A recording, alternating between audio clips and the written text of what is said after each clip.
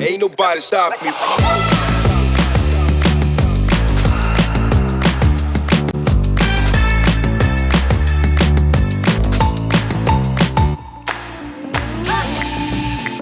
Muy buenas, ¿qué tal? Bien, pues un día más, estamos aquí, 101 Costa del Sol, ya saben ustedes, desde Benalmádena y para todo el mundo. Saben ustedes que Benalmádena Live, bueno, es un formato que sí, que yo sé que usted me lo ha oído decir muchas veces, pero quizás haya alguien que se incorpore por primera vez y se lo tenemos que explicar. Y además también me vale a mí un poco para ir haciendo cuerpo, como decimos los andaluces. Benalmádena Live, saben ustedes que este formato tiene como objetivo dar visibilidad a todo lo que tenga que ver con el tejido asociativo, asociaciones que tratan temas sociales, ya saben, esos recovecos donde la administración no llega, pero colectivos de personas se unen y trabajan, y también todo lo que tenga que ver con el mundo de la cultura en Benalmádena, que hay, yo me estoy sorprendiendo. Yo sabía que había, pero cada vez, esto es como el que empieza a buscar, ¿sabe usted? Y va buscando y va encontrando, y va encontrando, y va encontrando. Y dice, bueno, pero esto es infinito.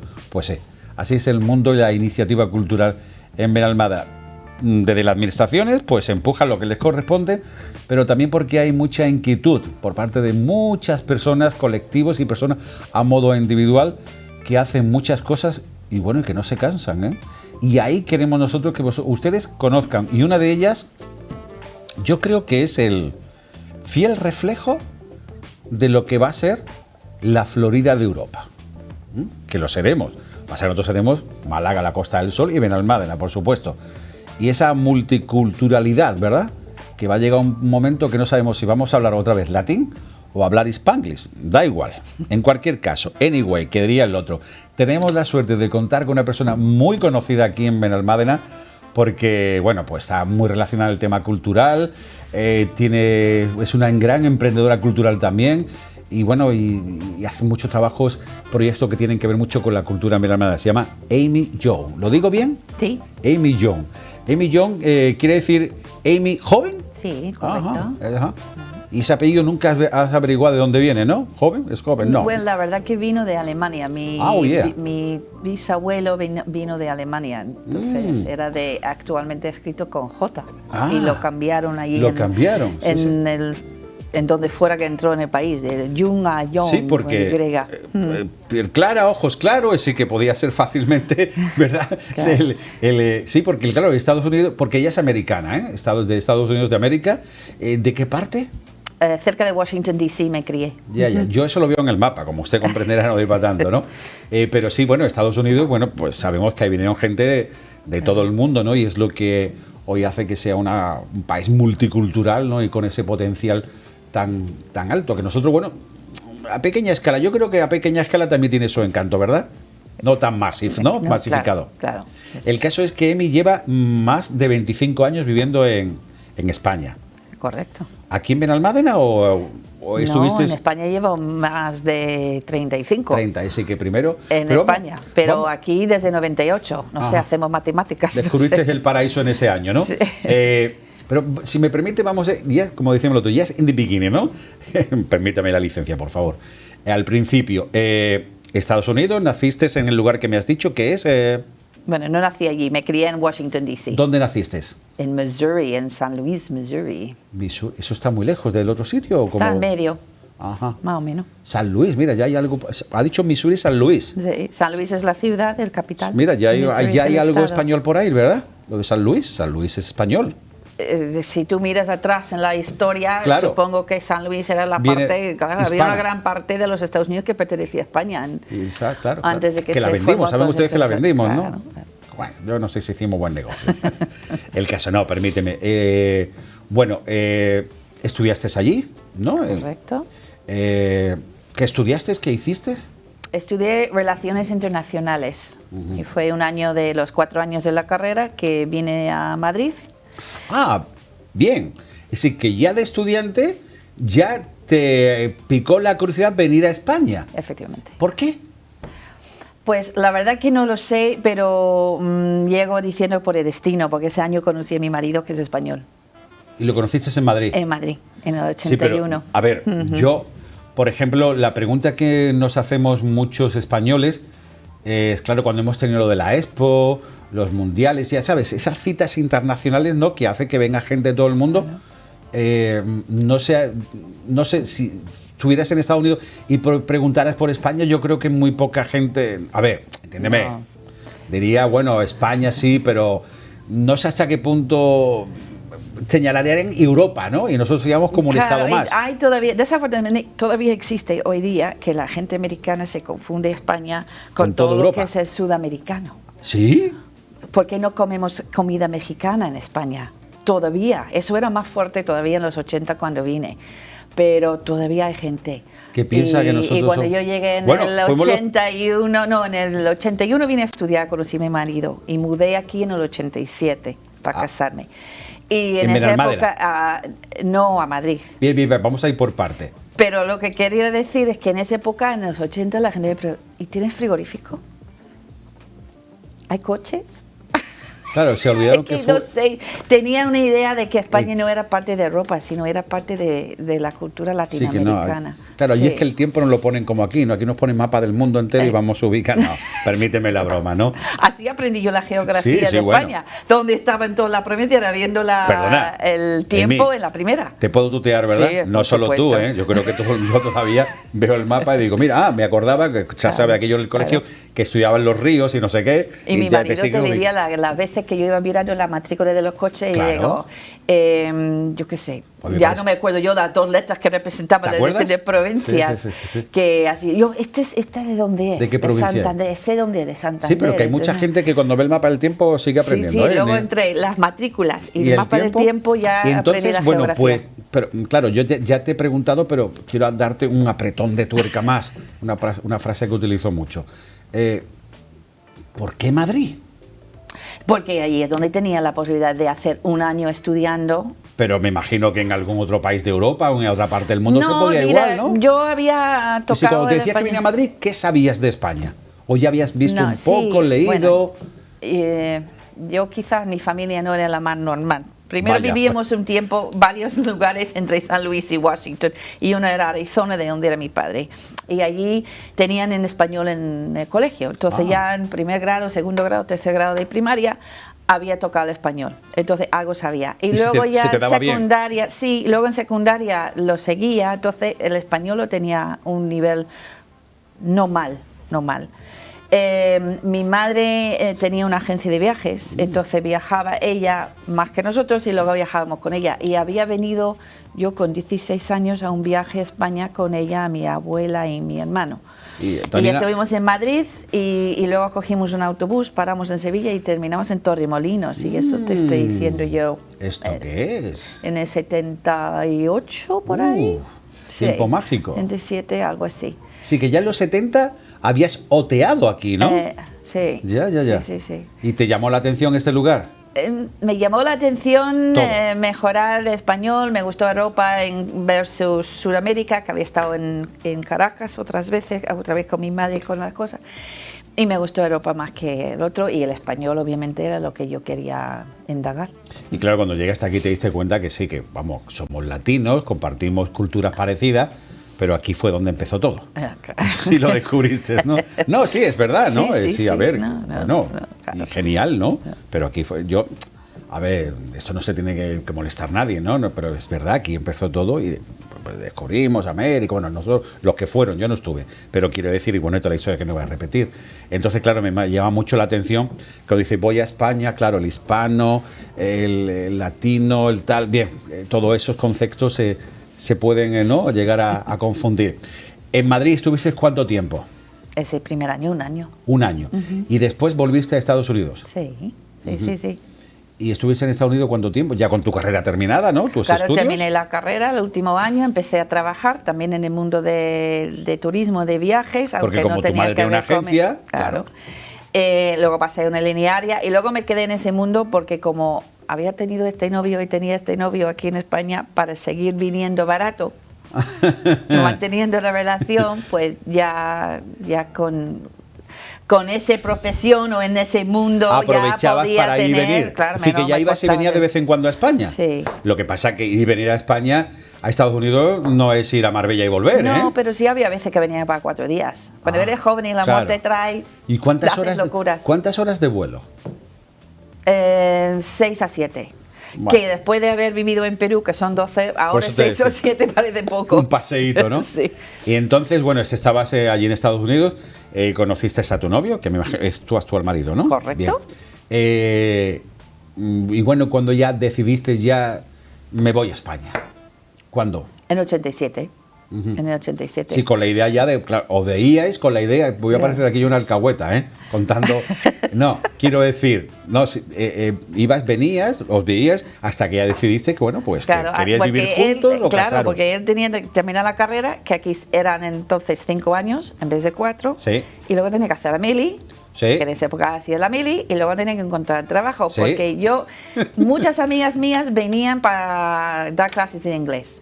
Y eso no era algo que yo quería hacer. Yo quería venir para trabajar, pero para trabajar tenía que vivir un tiempo sin tener ingresos. Entonces yo tenía que esperar que él tuviera ingresos, que pudiera estar con él mientras que yo buscaba otra cosa. Claro. Y así, entonces hasta 87 estuvimos viniendo, y porque él venía en los veranos un tiempo más largo, yo venía 3 o 4 veces al año, y así. Y entonces en el 87, ¿a Madrid o a Benalmádena? A Madrid. Pero la cosa graciosa es que nos casamos aquí. Bien, pero un momento, estamos en Madrid, el 87, y entonces, desde que llegaste hasta que te casaste, ¿cuánto tiempo pasó? 7 meses. Fue rápido. Sí. Entonces, ¿os casasteis en Benalmádena? ¿Vino mucha familia tuya de Estados Unidos? No, a ver. Es que es muy lejos. Estás indagando muchas cosas. ¿Eh? Estás indagando muchas cosas. Nah. Sí, es que tuvimos la primera boda aquí, que hicimos al estilo español, a nuestro estilo.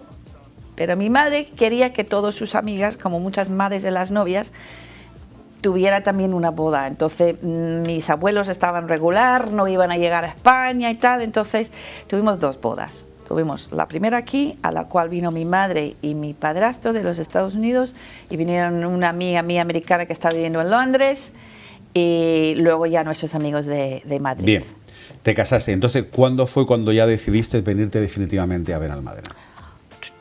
¿La primera vez o la segunda vez? Es No que lo sé. tenemos una trayectoria, Bueno, sí, una que ida y estuviste en Madrid, venida. viniste a Benalmádena, te volviste a ir a Madrid, ¿no? Sí, venimos a vivir aquí en el 89. En 89 venimos Fue a la vivir primera aquí vez. la primera vez. Luego- Nacieron las 2 niñas aquí, hasta el 92, que mi marido estuvo en la Olimpiada, hasta el 92, y después, buscando trabajo, nos volvió a llevar a Madrid, ¿A Madrid? del 92 hasta el 98. Estuvimos Y en el en 98 Madrid. ya viniste definitivamente a España. A España no, a Benalmádena. A Benalmádena, ajá. En el 98. Un lugar que ya conocías. Correcto. Ajá. Y bueno, ¿y empezaste a trabajar en lo tuyo o cómo fue? Allí. No, aquí, cuando ya estabas en Benalmádena, al principio. ¿Lograste ese trabajo que estaba relacionado con lo tuyo? Oh, sí. Es que todo esto que te estoy preguntando, porque yo siempre digo que cuando una persona hace algo, es la consecuencia de lo que ha hecho. Claro. Entonces, claro, ten en cuenta, a ver, eres una chica americana, ¿vale? De Estados Unidos. Por supuesto que no es ni la primera, ni la única, ni la última. Correcto. Pero no deja de ser una historia singular, ¿vale? Aquellos que hemos tenido mujeres que no son españolas, holandesas, por ejemplo, que está cerca, pero aún así ya claro. cambia un poco, porque claro, aquí somos ahora muy, muy culturales, lo que quiera, pero somos muy tradicionales, y eso lo sabrás de muy buena tinta, ¿verdad? Claro. Entonces, por eso yo te he preguntado ciertos detalles, pero ¿por qué? Porque cuando lleguemos a donde yo quiero ir, que es lo que haces, que es tu trabajo, Ya. tema cultural, Vale. todo esto, lo que has hecho es, lo de ahora es la consecuencia de lo que has vivido. Vale. Por eso, ¿no? Entonces, ya sé por y dónde también quiero poner contestarte. mucho en valor, por supuesto, el que estás en Benalmádena y eres de Benalmádena, y el papel tan importante que ha jugado en Benalmádena para ti y que tú también has contribuido, porque en cierta manera, desde el lugar donde estás, culturalmente, al ser tu cultura, tu forma de pensar, todo hace que se haga un shake, sí que se mueva, porque tus hijos ya no pensarán ni como tu marido ni como tú, piensan distinto. ¿Por qué? Porque es la mezcla de 2 culturas. Efectivamente. Ahí es donde yo quería llegar. Por eso era todas estas Vale. preguntitas. Pues yo por varias razones terminé en una consultora, ¿vale? Una consultora de gestión. Y ahí lo que te valía es que En hablabas Madrid. muy bien inglés, ¿no? En Madrid venía de inglés, venía de una serie de experiencias en la parte de informática del mundo de turismo. Por H por B terminé en ese mundo. Lo cual estaba bien porque cuando empecé a tener a mis hijas, y volvimos a Madrid. Fue fácil de coger los proyectos que estaban en Madrid, pero decir no cuando los proyectos estaban fuera de Madrid. Entonces trabajé un tiempo, luego la estrés y tal de ser madre trabajadora, digo, ahora tengo 6 meses de trabajo hasta que hay otro proyecto. La verdad que me vino estupendamente. Claro, porque relax, vuelve. Pero por razones de la vida en Madrid y que estaba la familia de mi marido y que nos gustaba esto y tal, pues buscamos venir aquí. Y cuando vinimos aquí ya no quería mantenerme en ese mundo de la consultoría. ¿Y por qué? Porque me parecía que en esa época se buscaba trabajar más eficazmente. Eso quiere decir que querían reducir plantilla. Claro. Entonces mi trabajo era hacer mucha amistad y mucho buen rollo con los empleados para que me dijeran cómo trabajaran, para que conjuntamente diseñáramos una mayor manera de trabajar, para que luego se reducía plantilla. Claro. Y yo digo, yo voy a trabajar 10, 12 horas al día, sí estoy ganando bien, pero para luego ese resultado no iba conmigo. Entonces tenía unas entrevistas de trabajo aquí que no eran consultora, pero era otra vez, esperar que trabajabas 10 horas al día para que alguien rico ganaba más dinero y yo ganaba un sueldo normal. Y dije, si yo voy a trabajar así de fuerte, yo quiero trabajar para una mayor razón. ¿Veis? Y ahí es donde encontré a Cudeca, que fue donde yo empecé antes de hacer el giro al mundo cultural. Entonces, ¿entiende usted ahora mis preguntas? Sí, por eso, pero cuando deciste lo que estabas buscando, ya supe la respuesta darte. Efectivamente, yo siempre digo, siempre que empezamos este tipo de programa, que se convierte a veces en conversación, a mí me gusta un poco tocar el perfil humano, pero porque detrás de cada proyecto, detrás de cada trabajo que se hace de aportación voluntaria, hay una persona y una vivencia, y ha habido un momento en la vida que has vivido una circunstancia que te ha dicho, that is the way, este es el camino. Mira, cuando preparamos el programa para que vinieras, y porque nos conocíamos, pero no sabía que nos conocíamos, pero así también relacionado con el tema de la cultura, algo que hacías en la biblioteca, no sé si era para niños o algo, sí, algo también de gestión cultural. Entonces yo, a través de mis contactos, ¿vale?, que tengo la suerte de conocer algunos y muy buenos en Benalmádena, que bueno, pues que se conocen muy bien el mundo cultural, las personas, me dijeron, Paco, mira, hay una chica o señora, no sé, me dijeron, se llama Amy Young, te leo, es americana, nacionalizada española, lleva muchos años lo digo yo, ¿vale? Lleva muchos años viviendo aquí. Ella ha vivido también unos años en Perú, recientemente, y ha desarrollado allí un programa de animación a la lectura en los barrios más deprimidos de Lima. Y al final me dice, es una mujer excepcional. Digo, pues hay que llamar a Amy Young para venir al programa. Aquí estoy. Aquí estás. Aquello que te ocurrió, de decir, yo trabajo lo mismo, gano lo mismo, y el de arriba, ahí hubo una circunstancia que fue ¿por qué fue lo de Cudeca? ¿Por qué decidiste trabajar en Cudeca? Pues era eso, era que yo estaba buscando algo que tenía que te realizara, una mejor, te llenara, ¿no? Claro, que aprovechaba mis capacidades de que yo tenía una personalidad que trabajaba muy bien con personas, bilingüe, y capacidad de organizar actividades, motivar a gente, y yo creo que era una persona muy competente. Entonces yo quería aprovechar todas estas habilidades para el bien de otros, no para el bien de unos pocos que querían más dinero. Aunque sí, a veces sus servicios y sus productos sí hacen bien al mundo, pero yo sentía que quería hacer bien para algo mejor en el mundo. Claro, una cosa es mantener y otra cosa es hacerte rico, que es distinto. Exactamente. ¿Y la experiencia en Cudeca cómo fue? Buenísima. En esa época Joan Hunt estaba muy bien, estaba ella la líder muy fuerte en esa época, y nos llevábamos muy bien. Ella llegó a ser como un ejemplo a seguir para mí, la verdad, y trabajábamos cerca ella y yo. Mira, me emociono pensando en ella. Eso está muy bonito. Y yo creo que luego ya aprendí mucho sobre el mundo inglés y del Reino Unido aquí, porque en aquel entonces mucho de voluntarios y muchos de los fondos venía de la población internacional aquí. Entonces los voluntarios con quien yo, porque yo estaba en recaudación de fondos, yo no estaba en la parte médica, estaba en la parte de recaudar fondos para que la parte médica seguía dando su servicio gratis a los pacientes que lo necesitaban. Y allí conocí muchísima gente de muchas partes del mundo, buenísima. Aunque el americano habla inglés y el británico bien, pero no es todo igual. No, y nos bromeábamos una con el otro de que hablábamos con el una acento cosa, y todo esto, el acento, ¿no? La palabra aquí para una cosa, la palabra en los Estados Unidos para Entonces, la ¿qué misma. crees que te ha abierto más puertas en España? ¿El hecho de hablar bien inglés o tu forma de ser? Claro, yo creo la forma de ser al final abre mix, ¿no? abre puertas, pero sería las dos cosas. Pero yo creo que la forma de ser también tiene mucho que ver en los tipos de trabajos que he tenido, ¿no? Yo soy muy abierta, yo creo que soy una persona fácil con quien relacionarse y alegre y no sé.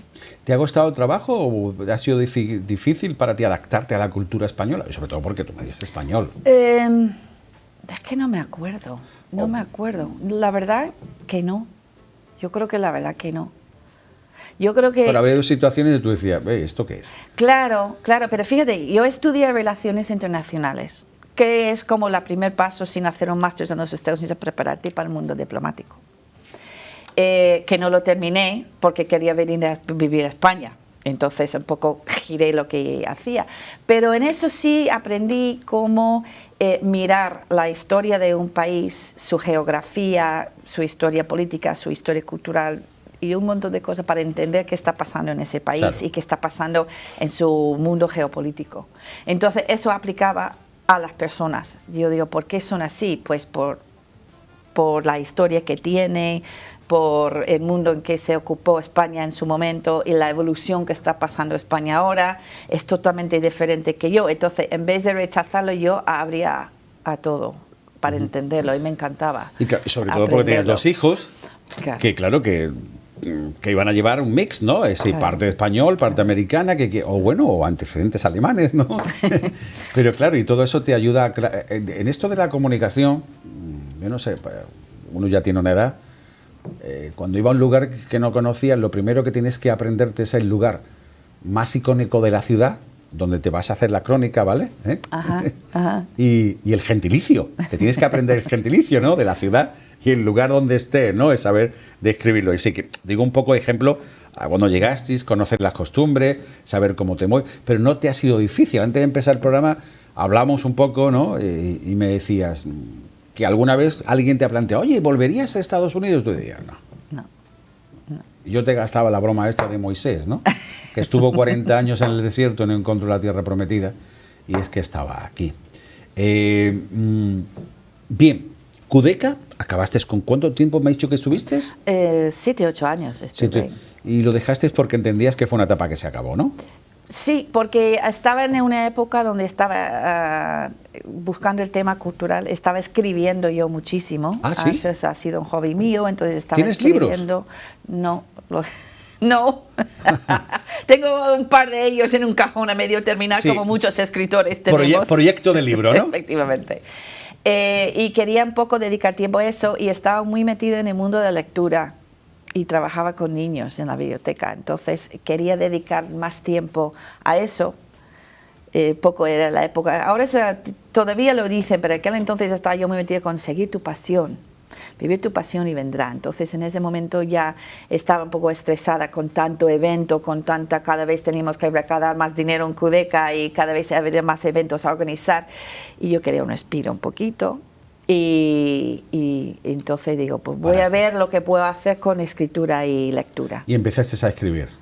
Estuve escribiendo, estuve haciendo talleres para niños de escritura, tanto en inglés como en español. Estaba haciendo talleres en inglés para adultos a través de la Universidad de la Tercera Edad también. Estaba escribiendo yo. Oye, y porque claro, vienes a España, en Madrid pues se habla castellano. Aquí algunos lo intentamos, Pero has venido a Andalucía, ¿no? Aquello, ¿cómo fue? Uf. Muy bien lo que acabas de decir. Uf. Muy bien, claro. Yo creo que te has quedado con la copla. Al decir eso ya... Uf. Mire, yo sabía que ya había dominado el tema cuando la primera vez que vinimos a Benalmádena, un amigo de mi marido era de estos típicos malagueños que de estos cerrados de verdad, contaba, ¿no? Chistes sin parar. Sí, sí. Y las contaba con el acento malagueño y yo no las pillaba ni uno. Vamos, es que no pillaba ninguno.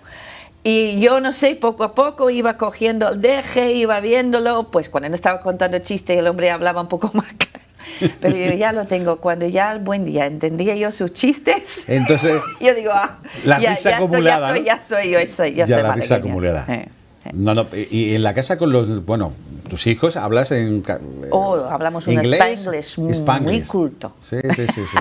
Sí, bueno, por eso yo decía al principio que es un poco porque cuánta gente, matrimonios hay españoles, y de americanas, holandeses, ingleses, ¿no? Muchos, aquí muchísimos. Yo recuerdo, para que veas por eso pongo de manifiesto un poco lo que es la Costa del Sol.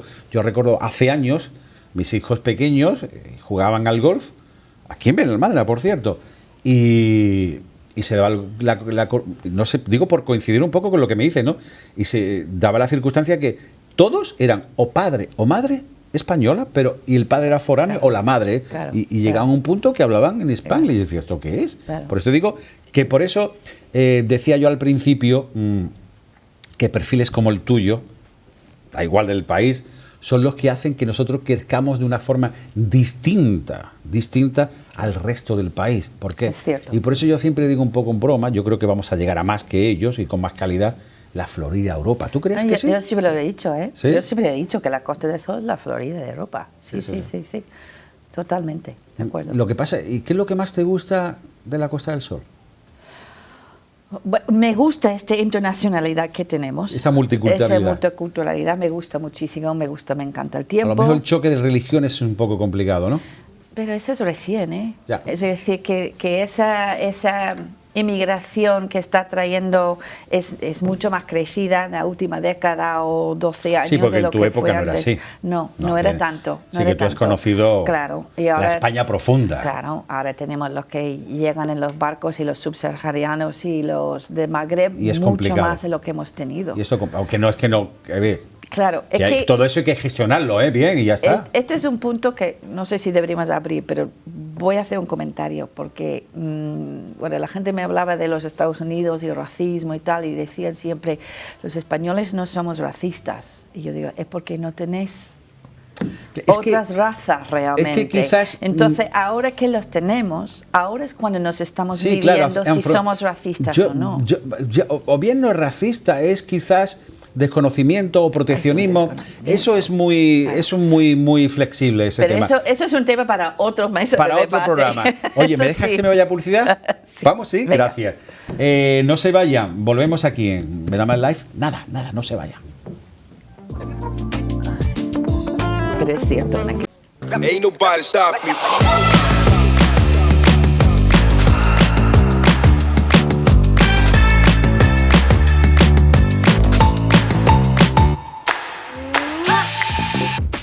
Bien, volvemos de publicidad, si se acaba de incorporar. Estamos hablando con Amy Young, ¿lo digo bien, Amy? Yo esto del inglés de playa lo llevo regular. Bueno, pues Amy es una norteamericana que lleva más de 25 años viviendo en España, está en Benalmádena hace muchísimos años, es una gestora cultural y bueno, y yo, si me permites, lo he dicho antes, pues yo creo que es un poco el ejemplo de la sociedad en la que vivimos en Benalmádena, así en la Costa del Sol, ¿no? Marido español, ella foránea, digo foránea porque da igual, ¿no? Del país que...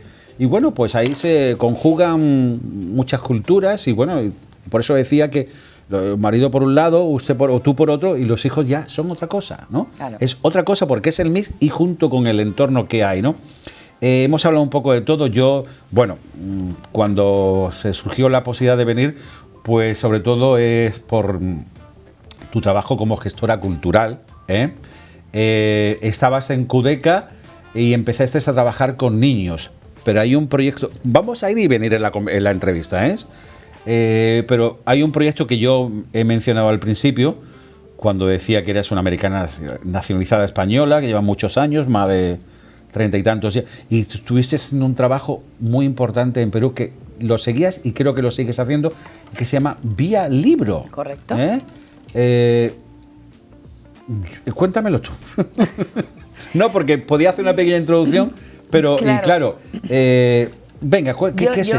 ¿Y cómo surgió? Bueno, primero estaba yo trabajando aquí con niños en los colegios de Benalmádena haciendo cosas de lectura. Y estaba talleres de colaborando lectura con las dos bibliotecas aquí. Que ahí fue donde yo te conocí, hace muchos años. Haciendo lectura, yo llevaba lectura en el parque y empecé toda la lectura en el parque, que luego se ligó con la biblioteca. Y entonces estaba haciendo a nivel profesional cuando tocó la famosa crisis y ya no había dinero de los ayuntamientos o de educación para seguir pagando a la gente de fuera. En esa época el trabajo de mi marido también encontró que sus ingresos estaban recortados y estaba buscando, ya las niñas eran mayores y entonces, siendo el entrenador de voleibol, ya podía buscar algo fuera de España. Entonces su trabajo nos llevó a Lima. Nos llevó a Lima y yo ya... Sí, que cogiste todos, tus hijos también. No, todos. no, se quedaron aquí. Ah, ya. Ellos se quedaron aquí. Una estaba en los Estados Unidos y la otra estaba trabajando y además estaba en su plan ir a vivir a otra provincia. Entonces, pues ellos se quedaron aquí. Y entonces, pues a través de otra amiga mía que trabajaba lectura en colegios en Málaga, me conectó con una monja española que estaba con necesidad de ayuda en lectura en Lima. Y entonces ella estaba encantada de encontrar a alguien que le podía ayudar. Tenían una biblioteca que las monjas que le llevaban se habían ido y no tenía nadie a cogerla. Entonces, pues a través de esta mujer entré en lo que sería la equivalente a las favalas de Río en Lima, ¿no? Ese tipo de barrio. Y esa biblioteca que tenían, pues realmente todos los libros eran súper viejos, no eran interesantes y no iba nadie. Entonces, pues ya me puse manos con las peruanas con quien encontré, empezamos una asociación sin ánimo de lucro, y otra americana que conocí allí, cuyo marido era diplomático, y nos pusimos a la labor de buscar donaciones de buenos libros. Nosotros también compramos muchos buenos libros para llevar allí y luego pues empezábamos a ir semanalmente a un lugar, luego añadimos un segundo lugar. Tuvimos 2 lugares donde íbamos una vez a la semana. Llegamos, las fotos están enseñando, llegamos a tener más de 800 libros en cada lugar, uno teníamos 1200. Está bien, ¿no? De la nada llegar a... Sí, y eran muchos... Sí, y perdona, perdona. Dices que muchos eran donados, regalados, claro, y otros eran comprados por vosotros. Es decir, claro, que teníais que poner vuestro dinero. Queríamos. ¿Qué vamos a hacer, nosotros teníamos un nivel económico que nos lo permitía. Aceptable. Que nos lo permitía. Entonces íbamos a las librerías a ver la lista que queremos poner para que nos donaran y terminamos comprando. Porque era el día, los niños les van a encantar esto, esto es una maravilla, tal. Entonces claro, así terminamos. Pero luego hicimos campañas dentro de Perú en Navidad para que regalaran libros, y luego el Ministerio de Cultura giró un poquito su apoyo a las bibliotecas municipales. Es una historia larguísima que no funcionaba nada, a apoyar a estas bibliotecas comunales que les llamaban. Entonces ganamos ¿bibliotecas también, comunales? Sí, se llaman bibliotecas comunales allí, porque arrancan desde los mismos barrios y no muchas veces están en lugares comunales, que usan para biblioteca un día a la semana, pero guardamos todo y otro día hacen manualidades, otro día es comedor común. Salas polivalentes, ¿no? Exactamente, para las poblaciones más necesitadas.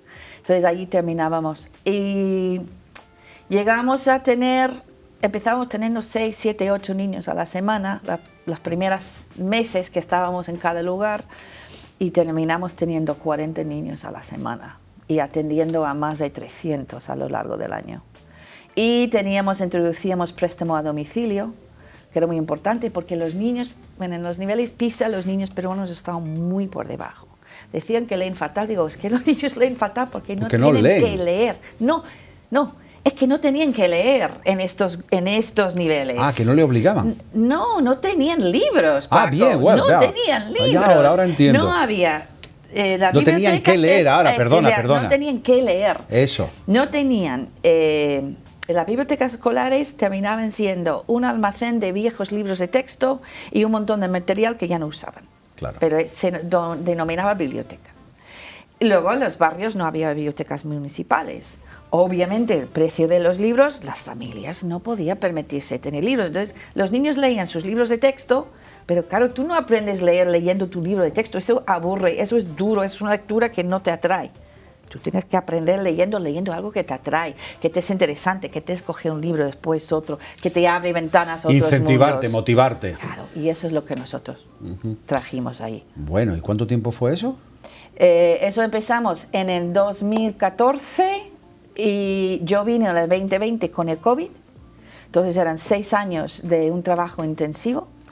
Y allí tuvimos las 2 bibliotecas comunales e hicimos 2 bibliotecas escolares, con un proyecto también de apoyar a los niños que leían debajo de su grado y su edad, en su comprensión. Teníamos voluntarios que yo llamábamos madrinas de lectura, que leían uno en uno con estos niños para subirle el nivel, porque o los padres trabajaban los dos y no tenían oportunidad de leer con los niños, no tenían costumbre, o los padres no leían muy bien, quizás les daban vergüenza, por lo que sea, no leían en sus casas. Entonces, esta práctica de lectura... Sí, que no era parte tenían, del hábitat natural de no, ellos, claro. No, entonces esto encontraban en las comunales con nosotros semana a semana y luego a través de los colegios con estas madrinas de lectura que tuvimos. Y me imagino ahí. que los niños que trataban era gente de un sector social vulnerable, Claro, ¿no? efectivamente.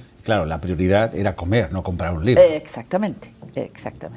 Ya. Y cuando llegaste allí y viste, porque nunca habías estado en Perú, claro. No. Fue interesante porque... Y quizás, no sé, me van a perdonar a usted, y perdona, porque igual digo, no es uno de los países más ricos de Sudamérica, ¿no?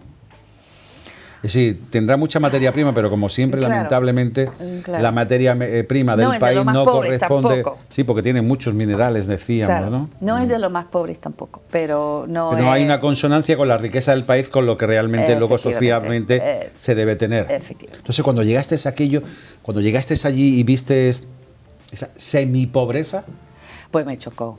Las primeras veces me chocó. Mira, con las monjas, yo creo que llevaba 3 o 4 semanas en Lima.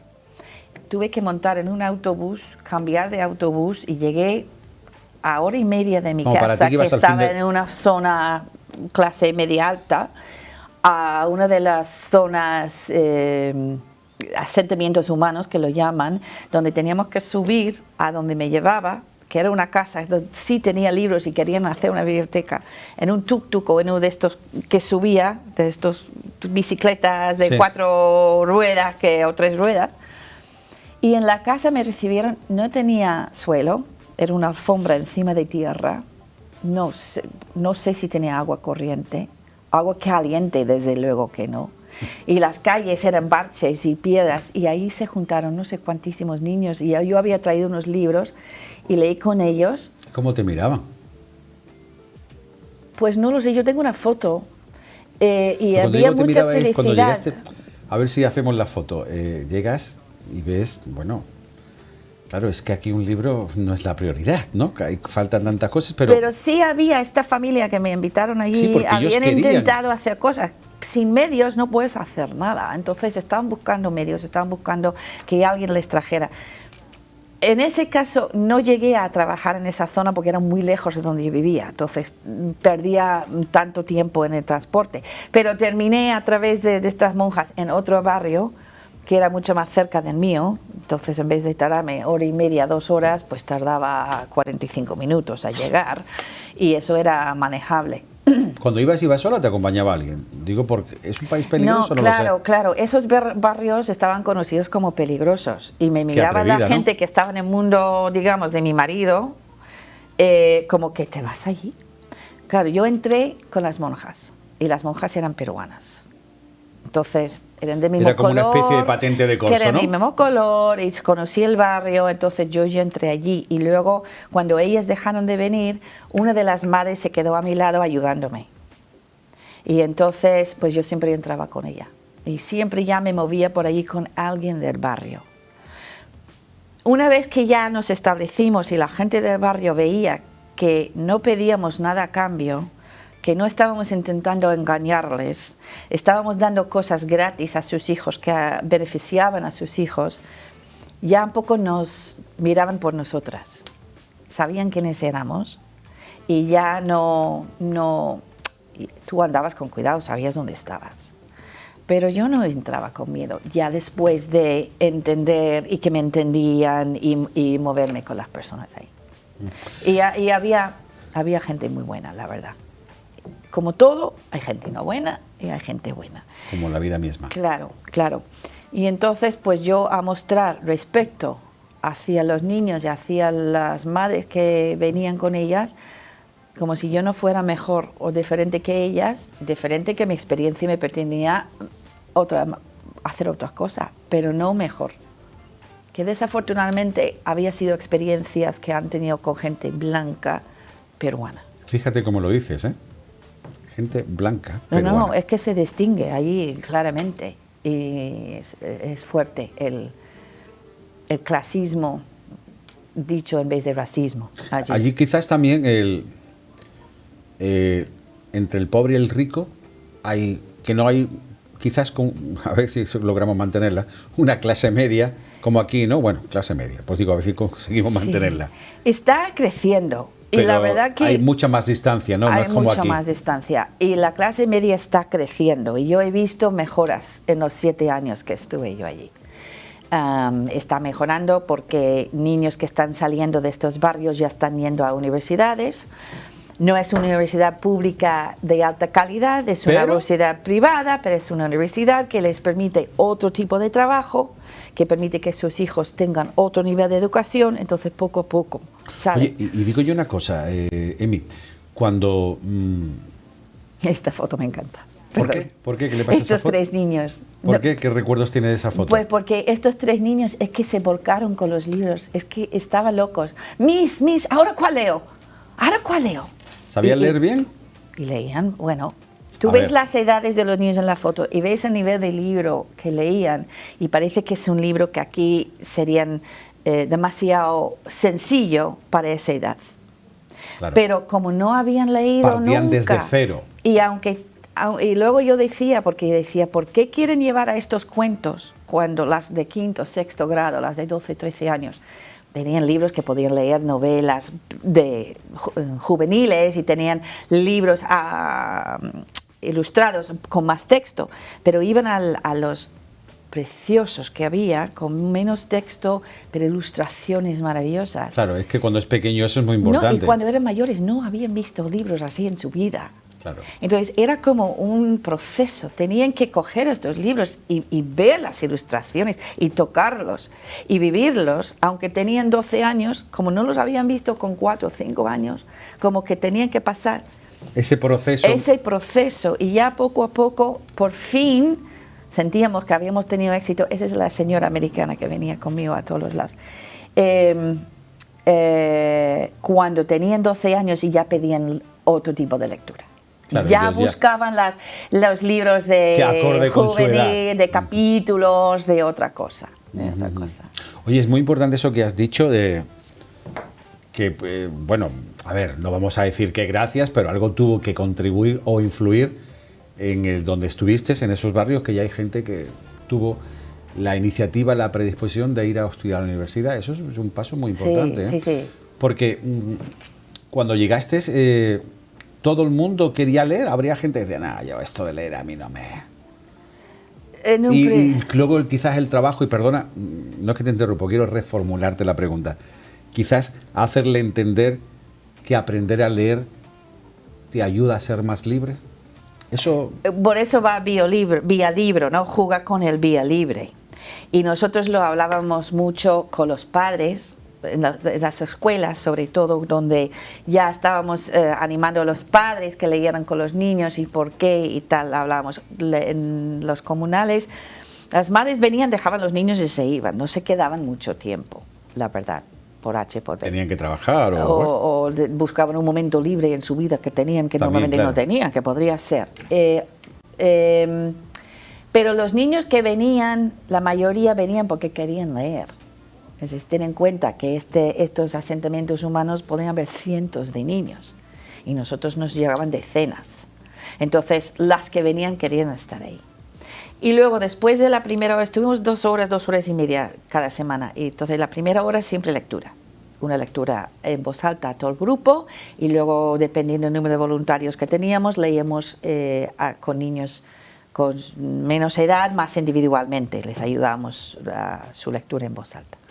Y luego sacábamos juegos didácticos. Aprender jugando. Ya, entonces, porque tampoco tenían en sus casas ese tipo de cosas, ¿no? Entonces, dibujar, pintar, puzzles, rompecabezas, todo lo que son los didácticos para los más chiquitos y hasta Y que eso para ellos no existía allí. No tenían mucho en su casa, o si lo tenían de hermanas mayores rotos o lo que sea. Entonces, sí había niños que venían para el juguete y para pintar. Claro. Y decían, los artistas, a leer primero. A ver qué lees conmigo primero. Y luego el regalo, ¿no? Era un poco así. Y es interesante porque algunos de esos niños terminaron leyendo bastante bien y queriendo leer. Otros no. Otros ya más o menos hacía paripé y luego pasaban al juego, pero no importaba. Pero y entonces, me imagino que la estructura del trabajo que hacíais era personalizado o trabajáis en grupo. Venga, todo el mundo a leer en voz alta. Porque así es de profesora total, vamos. Ya, no. Decir, eso ya no es gestora cultural solamente, eso va a más. Y de psicóloga, y de mamá. Hacías de todo. Tenía un poco de eso. Lo llaman los mediadores de lectura. Y estábamos nosotros haciéndolo sin haberlo llamado así, sin haber hecho cursos. Ahora, desde que nosotros estuvimos, la verdad que Lima se ha puesto, Perú en general, pero mucho en Lima, las pilas y han entrenado a muchos mediadores de lectura, porque no estaban acostumbrados a leer con niños en sus casas. Yo fui a dar una charla en una universidad una vez y pregunté a los universitarios y a algunos profesores quiénes habían leído con alguien especial cuando eran pequeños, para ver esa memoria que si era algo entrañable, que te quería llevar a seguir teniendo esa experiencia. Una mano se levantó, una mano, de gente de entre 20 y 30 años. Entonces, eso es triste, que no leía nadie con ellos. Entonces, si necesitas un país donde necesitas alguien que te ayude a leer, que es ese mediador de lectura que tú dices, que es como profesor ayudarte en tu pronunciación, en tu lectura en voz alta. Tu psicólogo te ayuda a interpretar las imágenes con esta. Lo usas como una herramienta si tú temes que tu niño está teniendo una circunstancia de bullying o le pasa algo en el colegio, tú coges un libro sobre ese tema que temes que está pasándole y le abre para poder hablarte. Claro. Entonces, todo eso vamos enseñando, aprendiendo, formando a los voluntarios que tenemos, y Perú ahora está formando a mucha gente para que haga eso. Para que los comunales como el nuestro, que es donde mayormente, y en colegios, está ya tratando la lectura de otra manera. Es decir, que esa era la estrategia que utilizabas para que la lectura fuera más atractiva, ¿no? Claro. Es que yo siempre decía que tenía que descubrir el placer por la lectura para saber leer, ¿no? Para aprender la mecánica de leer, tienes que llegar a tener ese chip donde estás leyendo, haciendo la mecánica de sonar las letras y juntar las palabras, donde esa mecánica ya no lo haces y estás leyendo todas las palabras, entiendo la historia. Yo digo que eso es un poco como el que ya, tú hablas inglés, como el que habla inglés ya a un nivel y ya no tiene que pensar. Exacto. Cómo se dice palabra, ya ya piensa en inglés, es automático, ¿no? Exactamente. Entonces, claro, tienes que conseguir es que es muy difícil, ¿eh? Porque fíjate aquí, oye, no tiene nada que ver, pero oye, ya nos gustaría seguir aumentando el nivel de lectores, ¿no? Pero que, claro, no es fácil conseguir y hacer a un niño entender que cada vez que coges un libro y lo empiezas es como abrir un libro encantado, ¿no? Donde te vas a encontrar una historia apasionante. Entonces, había varios niveles, siempre en grupo primero, y luego ya a nivel individual, con uno en uno, o uno con tres, o lo que sea. Y luego los hermanos con los hermanos chicos, eso era también precioso. Cuando venían los hermanas o los hermanos mayores con sus hermanos chicos y yo les veía que los hermanos mayores estaban leyendo a los pequeños, eso era maravilloso. Eso era maravilloso. ¿Volverías? Por una parte sí, por otra sí, no, ¿no? Sí, he hecho mucho de menos ese contacto, he hecho mucho de menos esa alegría, ese nuevo descubrimiento con los niños, estar ahí. Echo de menos la gastronomía peruana. ¿Sí? Sí, o comíamos de maravilla. No es, pero ¿tendrá algún parecido con la nuestra? Sí, me imagino. no, muy diferente. Es una gastronomía maravillosa. Pero me pesaba, llegaba a pesarnos a los dos esa diferencia de los que tienen y los que no tienen. Y esa realmente apatía, y lo digo yo apatía a veces, Sí, que sí. los que tienen no quieren cambiar, se quejan y todo es culpa del gobierno, Claro, pero no ven su esa papel. zona de confort, ¿no? De letargo, ahí, Pero no, yo me quedo ven aquí. su papel y yo creo que somos todos culpables de eso en nuestro país, tanto como en los más pobres. Pero ese pesaba mucho. Amy, creo que estamos llegando al final, creo que nos quedan unos minutos. De todo, ¿cuáles son los momentos algún momento, has contado algo de los niños, ¿no? Como veía, pero de todo esto, ¿no? ¿Algún momento que se te haya quedado aquí la foto como un momento significativo, no sé, de toda la experiencia en Perú? Con los niños, claro está, el trabajo. ¿Hay un momento que tú recuerdes como algo Pues, a destacar? Yo creo que muy al principio, cuando yo te dije que la madre me ayudaba cuando las monjas ya no estaban, para un poco estar allí y poder no sentirme muy rara, me dijo una vez, yo he aprendido algo de ti, he aprendido que toda la gente blanca no es mala. ¡Wow! ¡Qué fuerte!, ¿no? Lo cual, eso fue mi segundo año en el país, o año y medio de estar ahí. Lo cual me abrió los ojos aún más a las dificultades del propio país, de cómo perciben los que no son blancos, que son los blancos, y como mi marido su trabajo estaban en el mayor ¿Y perdona, club tu marido? deportivo pijo de Lima, Sí. él trabajaba con el opuesto, entonces veníamos con nuestras historias y Claro, era súper interesante. Y digo yo, porque claro, a ver, tú eres raza aria, Sí. sí, es blanca, ojos claros, pelo claro. ¿Los españoles, tu marido, era blanco o no era blanco? ¿Los españoles allí somos blancos? Allí hay los No, europeos. ¿entienden la pregunta por dónde va? Sí, Sí, tu marido me imagino que será un español malagueño Sí. normal, tez morena normal. Sí. ¿Allí es pero, blanco? pero su tez es blanca. Claro. Entonces, allí la clase, hay una clase pudiente más indígena, pero viven de otra manera y son muchas veces en la sierra. ¿Y no quieren tener contacto con la civilización o qué? Es otra cosa. Pero la clase pudiente de toda la vida blanca son italianos y españoles. Principalmente algún que otro alemán y tal, pero llevan ¿Y todos del estos son? siglo XVIII, Sí, ya, colonial, el tema colonial. Y todos estos son blancos. Son blancos. Sí. Yo es que recuerdo una entrevista, muchas que he visto, de Antonio Banderas. ¿Sabes quién es Antonio Banderas? Sí, ¿no? claro. Icónico malagueño. En algún programa de estos americanos en inglés, ¿no? Uno como entiende un poquito. Y donde él decía, cuando he ido a Estados Unidos, he descubierto que no soy blanco. Así que eso ya tiene que ser peor, ¿no? Bueno, Antonio es un poco parecido a nosotros, ¿no?